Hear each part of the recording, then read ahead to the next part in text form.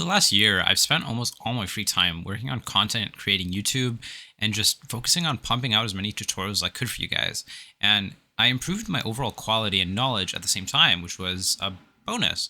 But what I failed to realize, at the time at least, is that I never set time aside for myself to work on my own games, my own projects.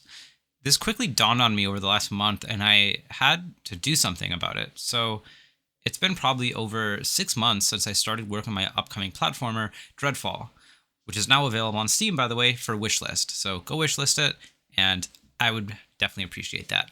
But yeah, the page isn't amazing, and I'll be updating it very soon, by the way. So, anyways, but I've made pretty much no progress on almost anything. And I had originally intended it to be a small platform project and release it on Steam, and maybe like 100 and just get maybe like $100 from it. But that quickly turned into me procrastinating and not even working on the projects at all because I just had no motivation to even work on it, and I just didn't really care that much.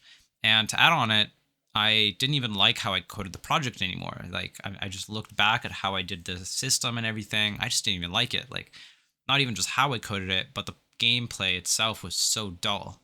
And after a year of doing tutorials on YouTube and teaching so many people in private sessions as well, um, just making so many of these small projects for you guys has taught me so much. And I realized that I could do better than what I have.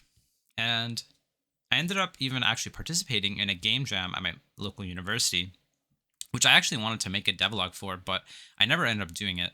But that gave me time to realize that I was doing something wrong in my platformer because I pretty much had used the same system in my devlog as the old Dreadfall game that I had, and it sucked. I definitely didn't win the game jam. I actually thought I would because I mean I don't want to be mean, but the other games were not very good, and I thought mine was decent. But anyways, I lost, and I learned quite a bit from it. So um, it's good to have had that experience, and I definitely actually recommend going through more game jams. I might participate in a few more in the future. But anyways, I decided finally to completely redo everything from scratch, which didn't actually take that long. Well, anyways, that's actually kind of it for this devlog, just because I actually wanted to keep this short. One, because I want to edit the video and I want to practice my editing skills. So I'm going to keep it a little short, and I hope you guys enjoy this video. But if you want to keep up, I will hopefully be uploading another devlog soon, actually explaining how I redid some stuff, because there were a lot of things I just didn't enjoy in my first game of Dreadfall, my first version of it, that I pretty much just completely redid, and I'm really proud of quite a bit of stuff I did because I think it's a bit unique. So I will hopefully keep you guys updated, and I hope to see you guys in my next devlog, hopefully devlog Dreadfall 1.